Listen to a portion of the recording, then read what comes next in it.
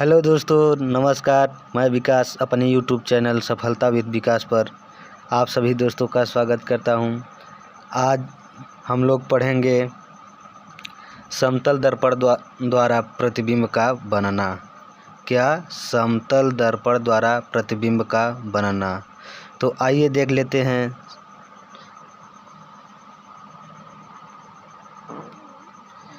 समतल दर्पण द्वारा प्रतिबिंब का बनना। जैसा कि कल हम समतल दर्पण के बारे में बता चुके हैं, तो थोड़ा एक बार फिर चर्चा कर लें समतल दर्पण पर। समतल दर्पण क्या होता है? एक ऐसा दर्पण जिसके एक भाग पर सिल्वर नाइट्रेट द्वारा पॉलिश किया हुआ रहता है तथा दूसरा भाग चिकना रहता है, उसे समतल दर्पण कहते हैं। क्या? समतल दर्पण के एक भाग पर पॉलिश किया हुआ रहता है तथा दूसरे भाग पर चिकना बनाया जाता है, जिससे प्रकाश का परावर्तन होता है। तो ये तो हुआ समतल दर्पण। लेकिन समतल दर्पण द्वारा प्रतिबिंब का बनना ये कैसे? आइए तो देख लेते हैं। समतल दर्पण द्वारा प्रतिबिंब निम्नलिखित प्रकार से बनता है, या कुछ इस प्रकार से आप कह सकते हैं बनता है। जैसे समतल दर्पण द्वारा वस्तु का प्रतिबिंब। समतल दर्पण द्वारा वस्तु का प्रतिबिंब आभासी सीधा दर्पण के पीछे तथा वस्तु की लंबाई के बराबर बनता है। आभासी, जैसे मैं पिछले वीडियो में बताए थे कि जब भी वस्तु का प्रतिबिंब आभासी बने, जब भी चाहे जहाँ आभासी बने, तो वो सीधा भी होगा। ज़रूर, वास्तव में वो सीधा होगा। यदि आभासी बन रहा है तो सीधा अनिवार्य है कि वो सीधा ही बनेगा। तो समतल दर्पण द्वारा वस्तु का प्रतिबिंब आभासी सीधा दर्पण के पीछे, हाँ ये भी बात, दर्पण के पीछे बनता है और वस्तु की लंबाई के बराबर। ये समतल दर्पण का मेन इम्पोर्टेंट तथ्य है कि वस्तु की लंबाई के बराबर बनता है समतल दर्पण द्वारा। समतल दर्पण द्वारा प्रतिबिंब कैसा बनता है? तो आभासी बनता है, आभासी बनता है, सीधा बनता है, दर्पण के पीछे तथा वस्तु की लंबाई के बराबर बनता है। वस्तु की लंबाई के बराबर बनता है। ये वाली बात आप ज़रूर याद रखिएगा, वस्तु की लंबाई के बराबर। आई होप आप लोगों को इतना समझ में आ गया होगा। आइए समतल दर्पण के गुण देख लेते हैं। समतल दर्पण के गुण।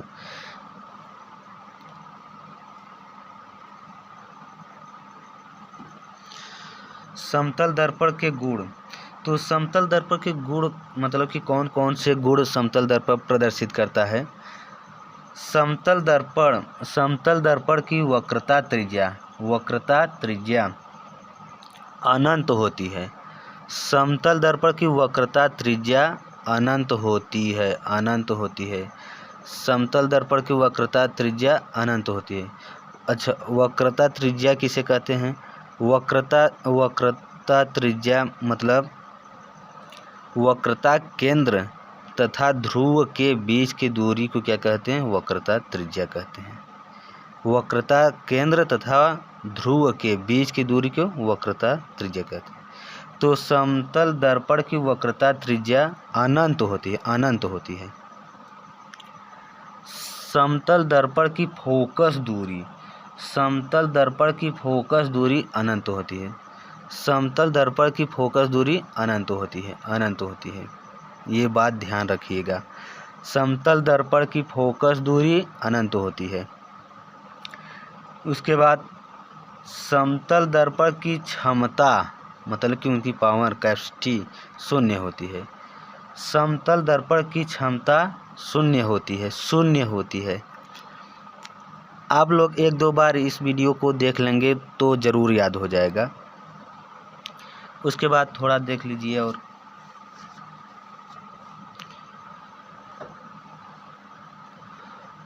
थोड़ा टेक्निकल प्रॉब्लम है, इसके लिए मुझे खेद है।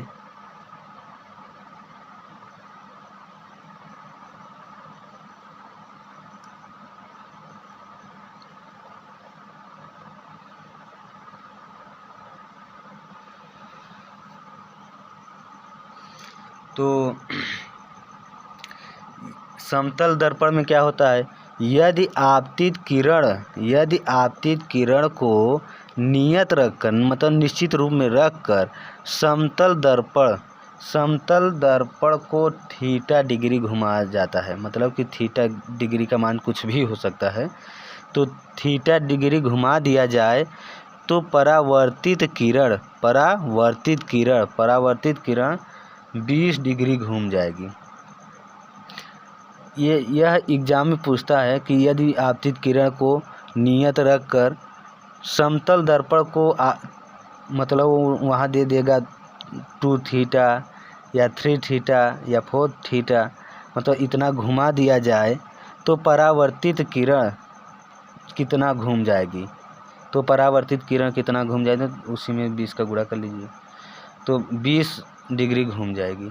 यदि आपतित किरण को नियत रखकर समतल दर्पण को थीटा डिग्री घुमा दिया जाए तो परावर्तित किरण 20 डिग्री घूम जाएगी। कितना, 20 डिग्री। और देख लेते हैं, यदि कोई व्यक्ति समतल दर्पण के सामने v वेग से चल रहा है तो उसका प्रतिबिंब समतल दर्पण में उसकी ओर 2 वेग से आता हुआ प्रतीत होता है। मतलब 2 वेग से मतलब कि यदि वो मान लीजिए कि 10 किमी प्रति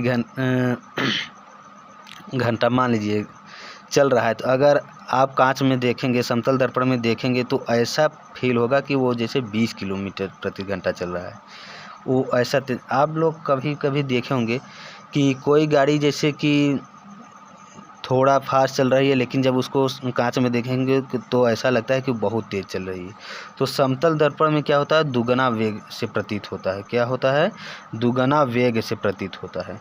यदि कोई व्यक्ति समतल दर्पण के सामने v वेग से चल रहा है तो उसका प्रतिबिंब समतल दर्पण में उसकी ओर 2 वेग से आता हुआ प्रतीत होगा।